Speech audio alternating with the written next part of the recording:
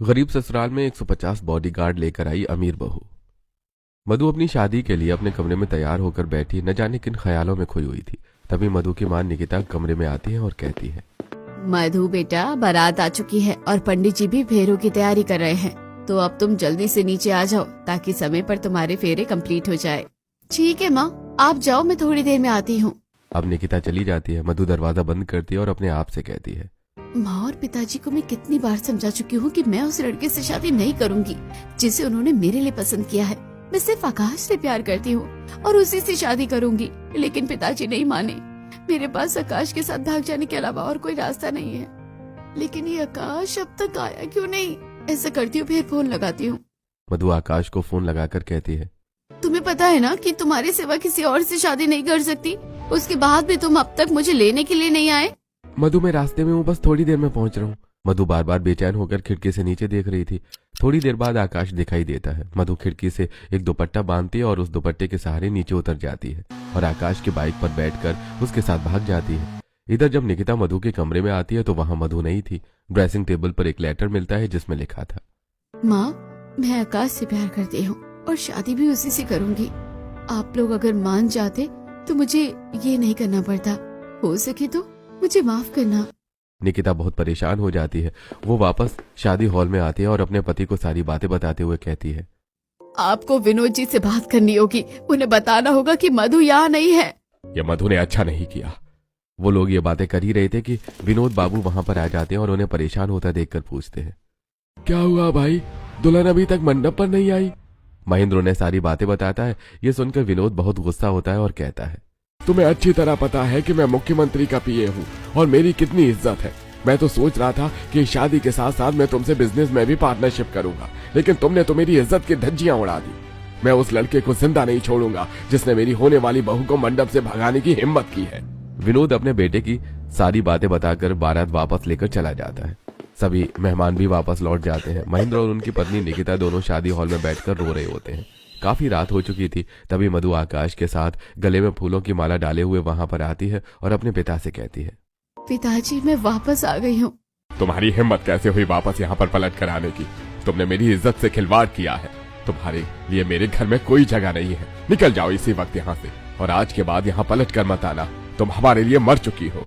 माँ, आकाश से मैंने प्यार किया, आप नहीं माने, इसलिए मजबूर होकर मुझे आकाश से कोर्ट मैरिज करनी पड़ी। अब मैं आकाश को अपना पति मान चुकी हूँ।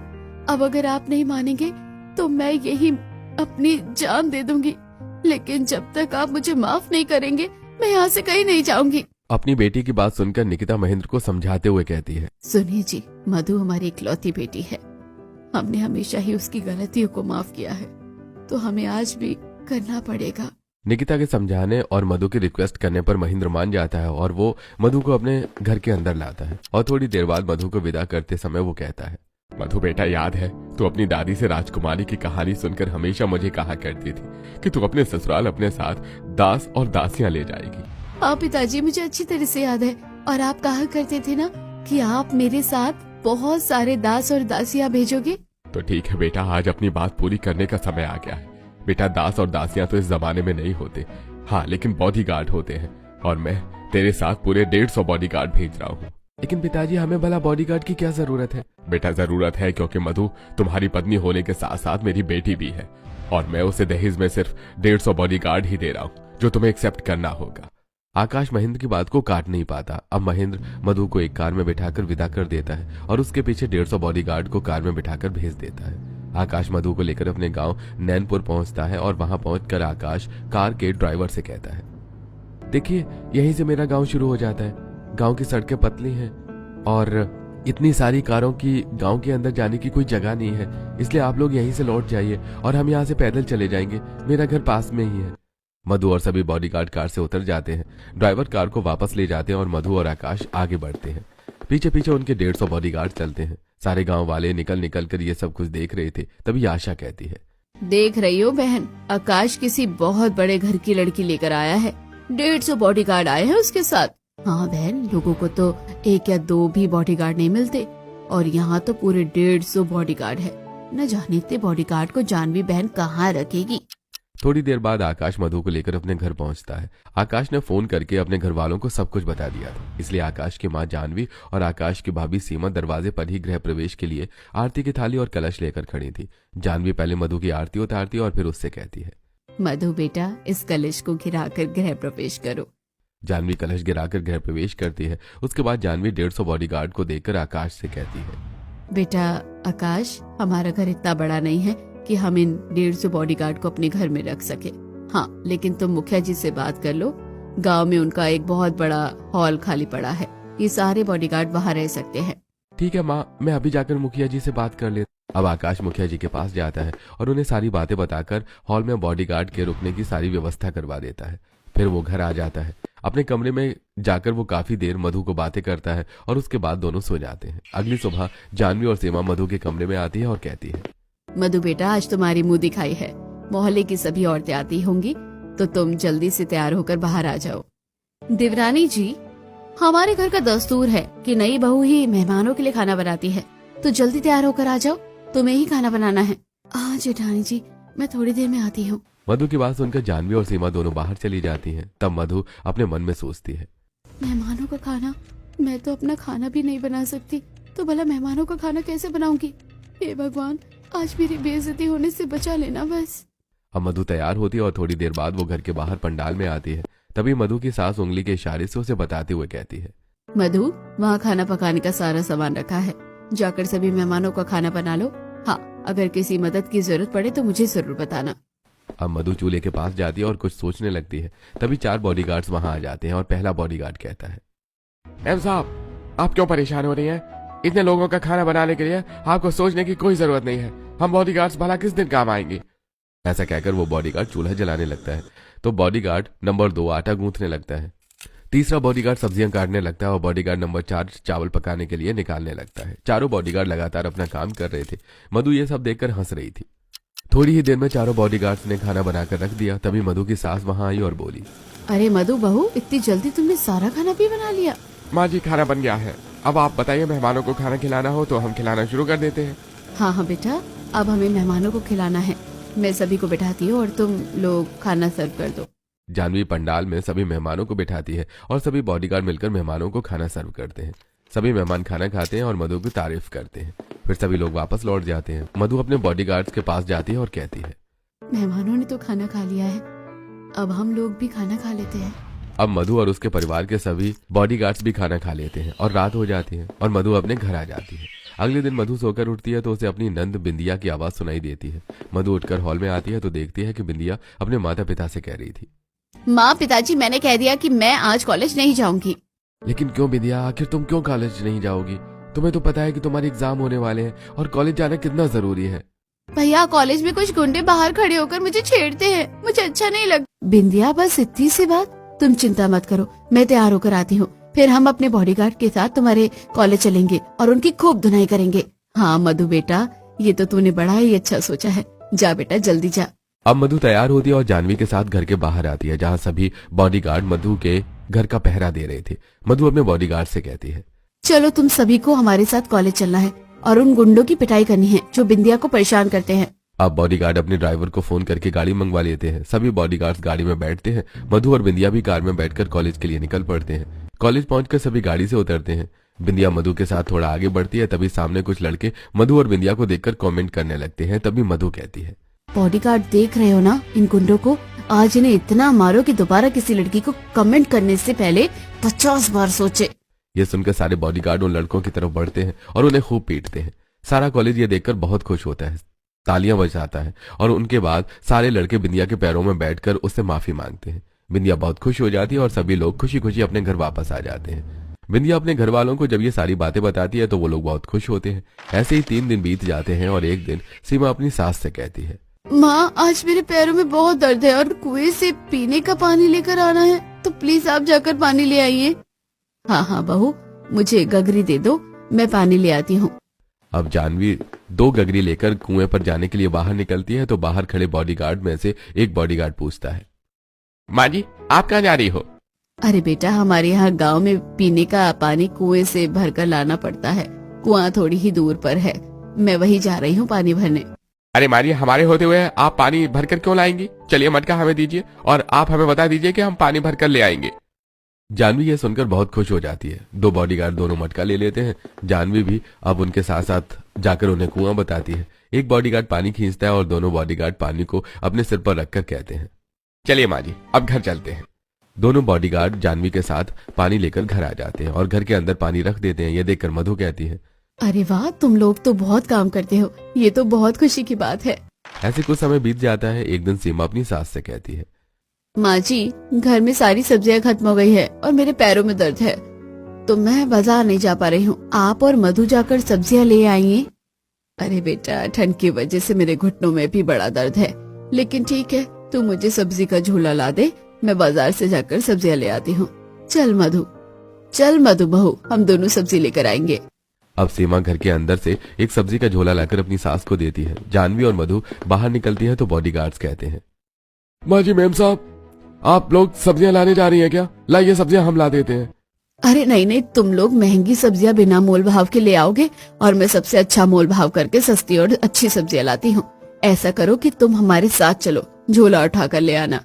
हाँ माँ जी, ये बात आपने सही कही, लेकिन इतने सारे लोगों को हमारे साथ आने की जरूरत नहीं, सिर्फ 4 लोग हमारे साथ आ जाओ। अब बॉडीगार्ड मधु और जानवी के साथ जाते हैं। मधु और जानवी बाजार पहुंचती है तो पीछे पीछे उनके 4 बॉडीगार्ड भी बाजार पहुंचते हैं। सारे बाजार के सभी लोग मधु, जानवी और उनके बॉडीगार्ड्स को देख रहे थे। फिर मधु और फिर जानवी भी अलग अलग दुकानों से सब्जियां छांट कर ले लेती हैं। बॉडीगार्ड झोला उठाता है और वो लोग घर वापस आ जाते हैं। बॉडीगार्ड रसोई में जाकर झोला रखता है और तभी सीमा कहती है, माँ जी, आज मेरी तबीयत बिल्कुल ठीक नहीं है, इन सब्जियों को धोना, काटना है और फ्रिज में भी जमाना है। अरे भाभी, आप चिंता क्यों करती हो, ये सब कुछ मैं कर लूंगी, आप आराम कीजिए। मधु मैम साहब, आप चिंता मत कीजिए, ये सारा काम तो हम ही कर देंगे। अब चारों बॉडीगार्ड्स मिलकर सबसे पहले सारी सब्जियां निकाल लेते हैं, फिर उन्हें फ्रिज में जमा देते हैं और कुछ सब्जियों को काट कर भी रख देते हैं। ये देखकर सीमा बहुत खुश हो जाती है। फिर मधु सीमा मिलकर खाना बनाने में लग जाती है और बॉडीगार्ड बाहर चले जाते हैं। मधु सीमा खाना बनाकर लगाती हैं। तब तक आकाश, करण और रमेश भी घर आ जाते हैं। सभी लोग खाना खाने के लिए बैठते हैं। तब आकाश कहता है, पिताजी, खेतों में अच्छी फसल लग गई होगी ना? अब तो कुछ ही दिनों में फसल तैयार होने वाली होगी। हाँ बेटा, फसल तैयार तो हो गई है, लेकिन ये सारी फसल को काटना है और उसे बाजार में ले जाकर बेचना है और कोई भी मजदूर नहीं मिल रहे हैं। और अगर इसी तरह मजदूर नहीं मिले तो इससे तो हमारी फसल बर्बाद हो सकती है। मुझे तो बहुत चिंता है कि आखिर क्या होगा। पिताजी, आप इतनी चिंता क्यों करते हैं? आप खाना खाकर आराम कीजिए, हम सब मिलकर कल आपकी समस्या का हल निकालेंगे। रमेश अपनी बहू की बात सुनकर खुश हो जाता है। सभी लोग खाना खाकर अपने अपने कमरे में जाकर आराम करते हैं। अगले दिन सुबह जब रमेश और करण खेत जा रहे थे तब मधु कहती है, पिताजी चलिए, आज आपके साथ खेतों पर मैं भी चलूंगी। जैसे मधु अपने ससुर और जेठ के साथ खेतों की तरफ बढ़ती है तो बॉडीगार्ड भी मधु के पीछे पीछे जाते हैं। मधु खेतों पर पहुंच जाती है और फसलों को देखकर कहती है, लाइए पिताजी, आज आपके साथ मैं भी फसल काट पाऊंगी। जैसे मधु फसल काटने के लिए आगे बढ़ती है तो बॉडीगार्ड आगे आते हैं और कहते हैं, अरे मधु मैम साहब, आप रहने दीजिए, हम 150 बॉडीगार्ड किस दिन काम आएंगे, आप बैठिए, हम अभी सारा काम कर देंगे। मधु मुस्कुराती है क्योंकि वो यही चाहती थी कि वो आगे बढ़े तो बॉडीगार्ड खुद ही आगे बढ़कर सारा काम कर दे। अब सारे बॉडीगार्ड सारी फसलों को काट देते हैं और उनका गट्ठर बनाते हैं। फिर करण कहता है, आप लोगों ने फसलों को काट लिया है तो इसे बाजार में ले चलिए ताकि हम उन्हें बेच दें। अब सारे बॉडीगार्ड बाजार की तरफ निकल पड़ते हैं। तभी पहला बॉडीगार्ड कहता है, मधु मैम साहब, चलिए मैं आपको घर तक छोड़ देता हूँ, बाकी के सभी बॉडीगार्ड फसलों को बाजार में बेच कर आ जाएंगे। मधु मुस्कुराती है और बॉडीगार्ड नंबर 1 के साथ वो अपने घर की तरफ निकल पड़ती है। तो बाकी के सभी बॉडीगार्ड्स फसलों को बेचने के लिए फसल पीठ पर उठाकर बाजार की तरफ निकल पड़ते हैं। मधु अपने घर पहुंचती है और सभी लोगों को सारी बातें बताती है। तो आकाश खुश होते हुए कहता है, अरे मधु, आज तो तुमने बहुत बड़ा काम किया है, भैया की और पिताजी की खेतों में मदद कर दी। हाँ वो तो है सीमा भाभी, लेकिन मुझे तो बहुत भूख लग रही है, जल्दी से खाना लगा दो। हाँ मधु, आज तो तूने बॉडीगार्ड से काम करवाया है तो तुम्हें ज्यादा ही भूख लगी होगी। अच्छा चिंता मत करो, मैं अभी खाना लगाती हूँ। अब सीमा सभी को खाना परोसती है और सभी लोग खाना खाने लगते हैं। तब सीमा कहती है, मधु, वैसे इतने सारे बॉडीगार्ड कहाँ खाना खाते हैं, तुमने कुछ देखा या नहीं? नहीं भाभी, मैंने तो इस बारे में कभी सोचा ही नहीं। चलिए देख कर आते हैं। माँ, पिताजी, आप लोग खाना खा लीजिए, हम लोग वापस आकर खाएंगे। अब मधु सीमा के साथ अपने घर के पास वाले हॉल में जाती है जहाँ सभी बॉडीगार्ड्स रुके हुए थे।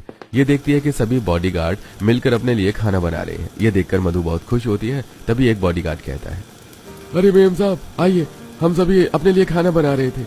हाँ, मुझे ये देखकर बहुत खुशी हुई कि तुम सभी अपने लिए यहाँ पर खाना बना रहे हो। वैसे मुझे पता है कि पिताजी ने राशन और बाकी सारे खर्च देने में कोई कमी नहीं छोड़ी होगी। मधु की बात सुनकर सभी बॉडीगार्ड मुस्कुरा देते हैं। उसके बाद मधु अपने घर वापस आ जाती है और मधु सीमा भी खाना खा लेती है। ऐसे ही कुछ दिन बीत जाते हैं। एक दिन मधु के ससुराल के बाहर हल्ला हो रहा था। तब मधु कहती है, माँ जी आकाश, बाहर हल्ला कैसे हो रहा है? उफ, क्या बताऊं बेटा, जमींदार जरूरत पड़ने पर गांव के गरीबों को ज्यादा दर पर ब्याज देता है और उनकी जमीन रख लेता है। उसके बाद ब्याज न देने पर वो उनकी जमीन हड़प लेता है और मांगने पर गुस्सा करता है। ऐसे ही वो आज एक किसान की जमीन हड़प करने आया है। इस बात का हल्ला हो रहा है। अच्छा माँ, चलिए हम लोग चलकर देखते हैं। मधु अपनी सास के साथ बाहर निकलती है और थोड़ा थोड़ा आगे बढ़ती है। उसके सभी बॉडीगार्ड भी उसके साथ आगे बढ़ते हैं। तो मधु देखती है कि हरिया अपने खेतों के कागज देने से इनकार कर रहा था, इसलिए जमींदार के आदमी हरिया को मार रहे थे। ये देखकर मधु कहती है, बॉडीगार्ड्स, तुम लोग देख रहे हो जमींदार के आदमी उनको कितना मार रहे हैं। उन्हें ऐसा मारो कि आज के बाद वो ब्याज मांगना ही भूल जाए। बॉडीगार्ड ने जैसी ये बात सुनते हो सारे के सारे जमींदार के आदमियों पर टूट पड़ते हैं और उन्हें खूब मारते हैं और जमींदार के आदमी दुम दबाकर भाग जाते हैं। तब मधु जमींदार के पास जाकर बोलती है, तुम्हारे आदमी तो भाग गए और अब तुम्हारी बारी है। अगर आज के बाद तुमने किसी से भी इस तरह जबरदस्ती उसके खेत के कागज मंगवाने की कोशिश की तो हमसे बुरा कोई नहीं होगा, याद रखना। ऐसा कहकर मधु जानवी के साथ वापस अपने घर की तरफ निकल पड़ती है और सभी बॉडीगार्ड भी उसके पीछे पीछे निकल पड़ते हैं। पीछे सारे गांव वाले खड़े होकर तालियां बजाते हैं। ऐसे कुछ समय बीत जाता है। मधु अपने ससुराल वालों के साथ बहुत खुशी से अपना जीवन बिता रही थी और सभी बॉडीगार्ड अब तो परिवार की तरह हो गए थे। कभी वो मधु के ससुर के खेतों में काम करने में मदद करते तो कभी मधु के घर में खाना बनाने में मदद करते और कभी कुएं से पानी लाते। जहां एक तरफ मधु खुशी से अपना जीवन गुजार रही थी तो वहीं दूसरी तरफ मधु का दुश्मन विनोद मधु की खबर इकट्ठा करने में लगा हुआ था। एक दिन उसका एक आदमी विनोद को बताता है, अरे सर, आपने कहा था ना कि मधु और उसके पति का पता लगाऊं, तो मधु उसके पति का पता चल गया है। वो वहीं पास के मोहन नगर गाँव में रहते हैं और सुना है कि उसके पिताजी ने उसके लिए 150 बॉडीगार्ड्स के फौज के साथ भेजे है। वो बॉडीगार्ड भी वहीं पास में ही रहते हैं और मधु की प्रोटेक्शन करते हैं। उसके पास अगर 150 बॉडीगार्ड्स हैं तो मेरे पास 500 बॉडीगार्ड हैं। उन लोगों ने शहर भर में मेरी बेइज्जती कराई है, मैं उन लोगों को जिंदा नहीं छोड़ूंगा। विनोद अपने घर के बड़े से हॉल में आता है जहां 500 बॉडीगार्ड खड़े हुए थे। तब विनोद उन सब से कहता है, तुम सब तैयार हो जाओ, हमें कहीं जाना है। और एक बात याद रहे, जो हमारा दुश्मन है इशारा पास दे ही उसे खत्म कर देना। दुश्मन बचकर नहीं जाना चाहिए। उधर विनोद अपने बॉडीगार्ड्स को लेकर मधु और आकाश को ढूंढने निकलता है तो इधर आकाश मधु से कहता है, मधु, पिताजी और भैया कहाँ गए हैं? वो तो कब से खेतों पर चले गए। आज उन्हें खेतों में नई फसल लगानी है, बस इसलिए वो वहाँ गए हैं। आज मेरी ऑफिस की छुट्टी है, क्यों ना हम भी खेती पर चलें? हाँ, आपने सही कहा। मैं भैया और पिताजी का खाना भी रख देती हूँ। चलो, मैं भी तुम लोगों के साथ चलती हूँ। वैसे भी बहुत दिन हो गए हैं मैं खेतों में नहीं गई हूँ। माँ जी, मैं और बिंदिया भी चलते हैं। हमारा भी घूमना फिरना हो जाएगा और सभी लोग साथ में लौट आएंगे। तो ठीक है, फिर सभी लोग साथ ही चलते हैं। सभी लोग तैयार होकर खेतों के लिए निकल रहे होते हैं। तभी एक बॉडीगार्ड फोन करके सभी को बुला लेता है और सभी लोग कार में बैठकर निकल जाते हैं। वो आगे चलते हैं और बॉडीगार्ड्स उनके पीछे चलते हैं। थोड़ी ही देर में सभी खेतों पर पहुंच जाते हैं। आकाश अपने पिताजी और भैया को आवाज देकर बुलाता है। सभी लोग पेड़ के नीचे बैठकर खाना खाते हैं और रमेश कहता है, इस बार की हमारी फसल बहुत अच्छी हुई है। पिछली बार की तरह इस बार भी हमें खेतों में अच्छी तरह मेहनत करनी होगी। पिताजी, क्या हमारी बॉडीगार्ड इस बार भी हमारी मदद करेंगे? क्यों नहीं अंकल, हम सब मिलकर आपकी मदद जरूर करेंगे। हम यहीं आए हैं मधु मेम साहब की मदद करने के लिए, और आप सबकी मदद भी तो मधु मेम साहब की ही मदद है। कुछ भी कहो, तुम्हारे पिताजी के भेजे हुए बॉडीगार्ड्स बहुत समझदार है। जानवी की बात सुनकर सभी लोग मुस्कुरा देते हैं। इधर ये लोग खाना खा रहे थे तो उधर विनोद आकाश के घर पहुंचता है तो देखता है कि वहां ताला लगा है। विनोद किसी पड़ोसी से पूछता है, अरे क्यों भाई, ये लोग घर पर नहीं हैं? कहाँ मिलेंगे ये लोग? अरे बाबूजी, ये लोग अपने खेतों पर गए होंगे। उनके खेत यहाँ से सीधे जाकर तीसरी वाली गली में बाई मुड़ जाना, वहाँ पे आगे चलने पर है, वहाँ आप चले जाइए, वो लोग आपको मिल जाएंगे। विनोद हरिया के बताए हुए रास्ते पर अपनी कार से आगे बढ़ता है और उसके बॉडीगार्ड्स से भरी कारें पीछे चलती हैं। उसके जाने के बाद हरिया अपने आप से कहता है, अरे ये तो मुख्यमंत्री का पीए है, इसे मैंने टीवी पर देखा था, लेकिन ये इतने सारे बॉडीगार्ड के साथ आखिर आकाश और मधु को क्यों ढूंढ रहा है? अरे जो भी हो, मुझे इस बात की खबर मधु के पिताजी तक पहुंचानी होगी। हरिया अपनी बाइक उठाता है और शहर की तरफ भागता है। तो वहीं दूसरी तरफ विनोद अपने बॉडीगार्ड्स को लेकर आकाश की खेती की तरफ पहुंच जाता है।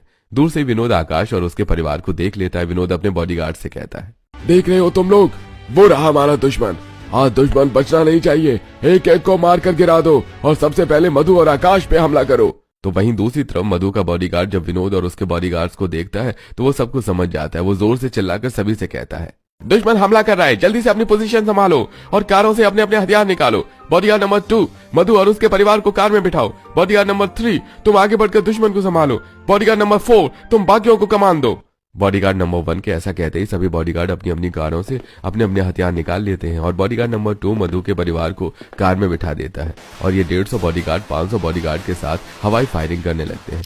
काफी देर ये हवाई फायरिंग चलती है। मधु बहुत डर जाती है। वो आकाश से कहती है, आकाश किसी तरह पिताजी को फोन लगाओ, उनका यहाँ आना बहुत जरूरी है। हमारे 150 बॉडीगार्ड्स इन 500 बॉडीगार्ड्स को संभाल पाते हैं या नहीं मुझे नहीं पता। मधु फोन आउट ऑफ कवरेज है, मैं बाहर निकलकर फोन लगाने की कोशिश करता हूँ। नहीं आकाश तुम बाहर मत निकलो, बाहर इतनी गोलियां चलनी है, अगर तुम्हें लग गई तो। हे भगवान ये क्या हो गया, हमने तो कभी सोचा भी नहीं था कि हमारे जीवन में ये सब भी हो सकता है। हिम्मत रखिए माँ जी, भगवान ने चाहा तो हमें कुछ नहीं होगा। अरे अब तो हमें एक ही इंसान बचा सकता है और वो है मधु के पिताजी। काश उन्हें किसी तरह इन सब की खबर लग जाए। रमेश ऐसा कह ही रहा था कि तभी वो देखता है कि सामने से पुलिस वालों से भरकर बहुत सारी गाड़ियां आ रही है। ये देखकर मधु कहती है, देखो आकाश मेरे पिताजी आ गए, अब हमें कुछ नहीं होगा। उन कारों से लगातार पुलिस फोर्स निकलती है और सभी बॉडीगार्ड्स और विनोद को भी गिरफ्तार कर लेती है। फिर महेंद्र पुलिस अफसर से कहता है, इंस्पेक्टर साहब ये मुख्यमंत्री के पीए है, लेकिन इनकी हरकतें किसी गुंडे की तरह है। आप इन्हें पकड़कर ले जाइए। सबूत के लिए मेरे 150 बॉडीगार्ड गवाही देंगे और मेरे कुछ बॉडीगार्ड्स ने वीडियो क्लिप भी बनाई है, तो आप उसे भी देख सकते हैं। महेंद्र साहब आप चिंता मत कीजिए, आपको अब कोई खतरा नहीं है। मैं इन सबको अभी ही पुलिस स्टेशन ले जाता हूँ। ऐसा कहकर इंस्पेक्टर उन सभी बॉडीगार्ड्स और साथ में विनोद को भी गिरफ्तार करके पुलिस स्टेशन ले जाता है। मधु दौड़कर आती है और अपने पिताजी के गले लग जाती है और कहती है, पिताजी अगर आप नहीं आते तो ना जाने हमारा क्या होता। नहीं बेटा, तुम्हें और आकाश को कुछ नहीं हो सकता। मेरी बच्ची ठीक है, खुश है। ये देखकर मुझे बहुत खुशी हो रही है। लेकिन पिताजी आपको कैसे पता चला कि ये लोग मुझे मारने आ रहे हैं? ये खबर आपको किसने दी? दरअसल तुम्हारे गांव का ही एक आदमी मेरे पास आया और उसने मुझे बताया। जैसे मुझे पता चला मैंने पुलिस को फोन किया और मैं तुम्हारी मदद के लिए निकल पड़ा। कौन है वो पिताजी आदमी? महेंद्र के बुलाने पर हरिया कार से बाहर निकल कर आता है। आकाश और उसका परिवार हरिया को देखकर बहुत खुश होते हैं और उसे धन्यवाद देते हैं। फिर महेंद्र कहता है, बेटा मैंने तुम्हें बताया नहीं था, लेकिन मैं जानता था कि विनोद तुम सब पर हमला कर सकता है। बस इसीलिए मैंने बॉडीगार्ड्स को तुम्हारे साथ भेज दिया था। अब विनोद गिरफ्तार हो गया है, तुम्हें कोई खतरा नहीं है। इसलिए मैं बॉडीगार्ड्स नंबर 1 और 2 को छोड़कर बाकी सभी को अपने साथ वापस ले जा रहा हूँ। हाँ, लेकिन अगर तुम्हें कभी भी जरूरत पड़े तो तुम फोन कर देना, मैं सभी को भेज दूंगा। हाँ पिताजी आप सही कह रहे हैं, आप 2 बॉडीगार्ड्स को छोड़कर बाकी सभी को ले जाइए। बॉडीगार्ड्स चलो मेरे साथ वापस। 1 मिनट सर, मैं पहले आकाश सर और उनके परिवार को शुक्रिया तो अदा कर दूं। हम बॉडीगार्ड्स बनकर आपके घर आए थे, लेकिन आपने हमें बेटों और भाई जैसा प्यार दिया। हमें कभी ऐसा नहीं लगा कि हम अपने परिवार से अलग हैं। आप लोगों का बहुत बहुत धन्यवाद। बेटा शुक्रिया तो हमें अदा करना चाहिए। तुम लोगों ने हमारी इतनी मदद की और हमारे बेटों की तरह ही रहे। जब भी तुम्हें हमसे मिलना आना हो तुम जरूर आना, इसे तुम लोग अपना घर ही समझना। ऐसा कहकर जानवी सभी बॉडीगार्ड्स को आशीर्वाद देती है। उसके बाद सभी बॉडीगार्ड्स महेंद्र के साथ वापस लौट जाते हैं और मधु अपने ससुराल वालों के साथ अपने घर आ जाती है और खुशी खुशी अपना जीवन गुजारने लगती है।